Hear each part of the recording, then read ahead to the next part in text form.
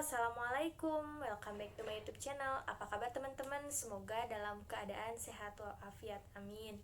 Nah teman-teman, kali ini aku mau bahas mengenai toxic positivity. Nah, sebelum lanjut ke pembahasannya, jangan lupa kalian klik dulu tombol subscribe dan jangan lupa di-share ya. Terima kasih. Oke, mohon maaf ini sebelumnya teman-teman kalau misalkan suaranya agak berisik karena kebetulan tetangga ada yang lagi renovasi. Jadi maklumi ya, suara ada apa sih berisik gitu. Teman-teman, lanjut ya ke pembahasannya.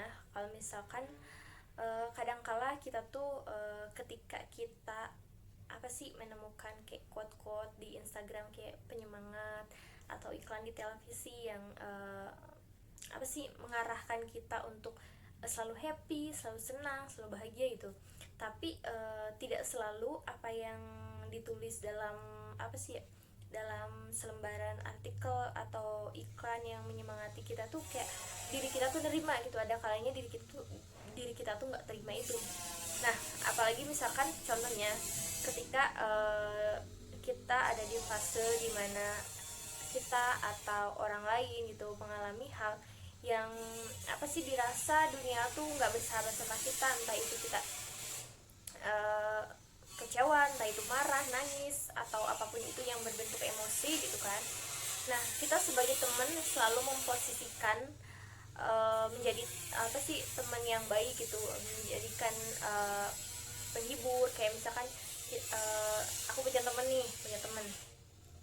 aku misalkan lagi punya masalah yang dia rasa bahwa masalah ini tuh cukup berat gitu, tapi kita ingin gitu jadi teman yang baik buat dia dengan kayak misalkan udah deh nggak usah dipikirin, nanti juga bakal baik-baik aja. Atau misalkan berbicara kayak ya udah sih kamu mending happy aja, nggak usah mikirin permasalahan. Nah teman-teman, dengan kita kayak yang aku bilang tadi bahwa kayak kita mensupport teman, mendukung teman, kita ngerasa gitu bahwa kita tuh udah jadi berusaha jadi teman yang baik gitu kan, dengan menjadi pendengar yang baik, yang support dia, yang dukung dia. Tapi hati-hati banget, itu benar-benar membantu atau mengarah pada toxic positivity. Nah, memangnya ada gitu positif yang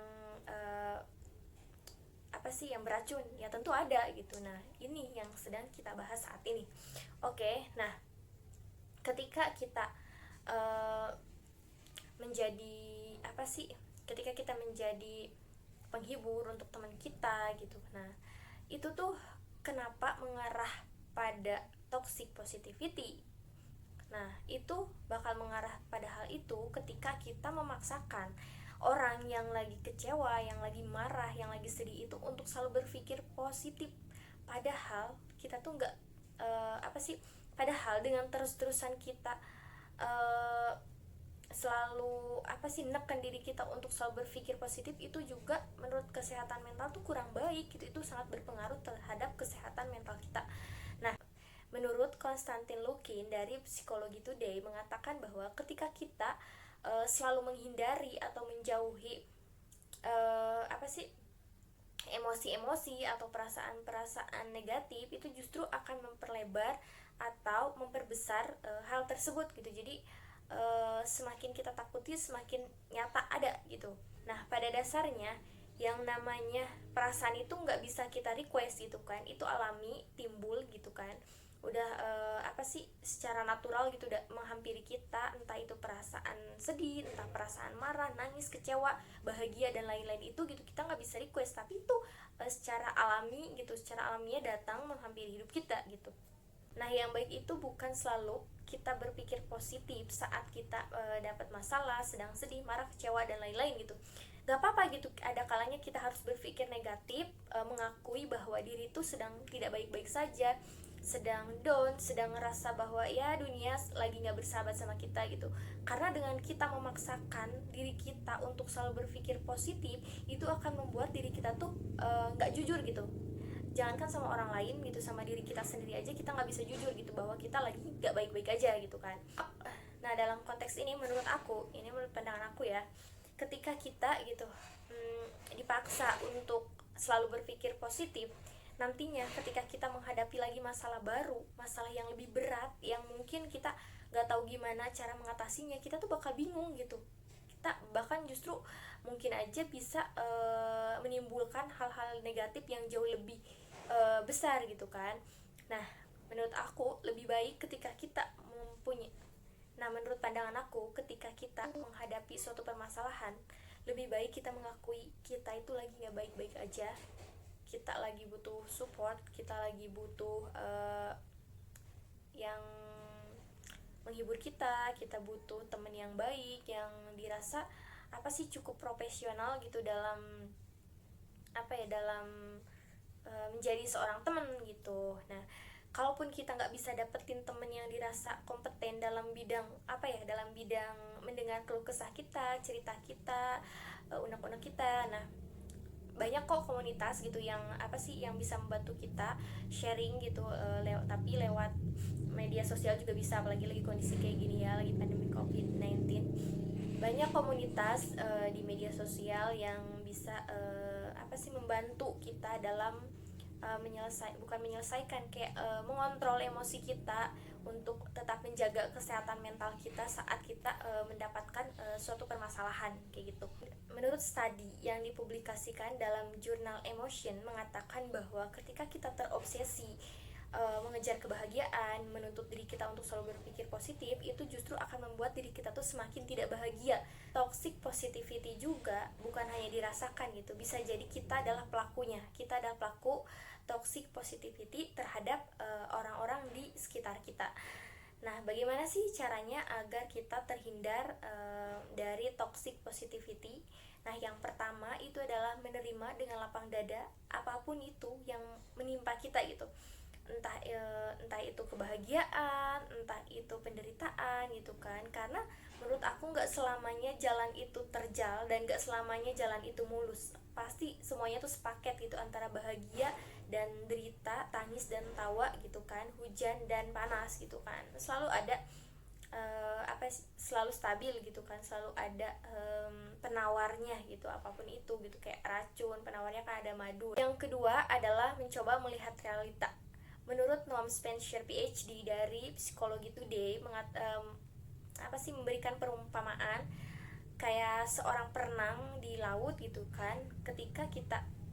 Ketika si perenang itu mencoba melawan arus, dia akan semakin terbawa arus. Tapi ketika dia mengikuti arus itu dengan tenang, dengan dia bisa menstabilkan tubuhnya dia gitu, gimana geraknya, itu akan membawa pada si perenang itu sampai pada titik yang ditentukan kayak di pesisir pantai gitu kan. Nah, filosofinya adalah ketika kita mencoba menjauhi penderitaan itu dengan coba menghindari stres itu, dengan cara mencoba menghindari bahwa aku sekarang lagi happy, padahal kenyataannya kita lagi ngerasain sedih gitu, lagi ngerasain marah gitu.